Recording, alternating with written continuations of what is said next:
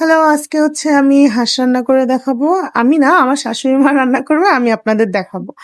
যাই হোক, এর জন্য হচ্ছে প্রথমে মা আলু কেটে ভেজে নিয়েছে আর সরিষার তেল গরম করে ওর মধ্যে হচ্ছে জিরে, তেজপাতা দিয়ে একটু ভেজে দেন হচ্ছে পেঁয়াজ কুচি দিয়েছে, হচ্ছে জয়ত্রী, লবঙ্গ, দারুচিনি, এলাচের গুঁড়া এগুলো দিয়ে খুব সুন্দর মতো পেঁয়াজটাকে ব্রেস্তা করে নিয়েছে।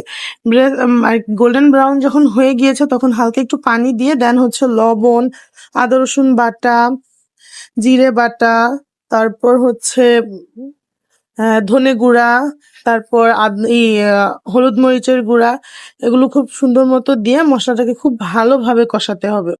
মশলা কষাতে কষাতে যখন উপর থেকে তেল ছেড়ে আসবে তখন হচ্ছে এর মধ্যে আগে থেকে ধুয়ে রাখা হাঁসের মাংসটাকে দিয়ে এই মশলাটাকে খুব ভালোভাবে কষাবো, মশলার সাথে হাঁসের মাংসটাকে কষিয়ে নেব। আর এর মধ্যে কিন্তু হচ্ছে একটুও পানি দেয়নি, কিন্তু এটাতে এমনি পানি উঠেছে। কষাতে কিন্তু অনেকটাই সময় লেগেছে, এখানে দেখানো হয়েছে অল্প। যাই হোক, কষানো হয়ে গেছে খুব সুন্দর মতো। তো এখন হচ্ছে আগে থেকে ভেজে রাখা আলুটাকে দিয়ে আর মিনিট 5 মতো হচ্ছে মাংসটাকে কষাবে। দেন হচ্ছে মা এখানে ফুটন্ত গরম পানি ঢেলে দিয়েছে।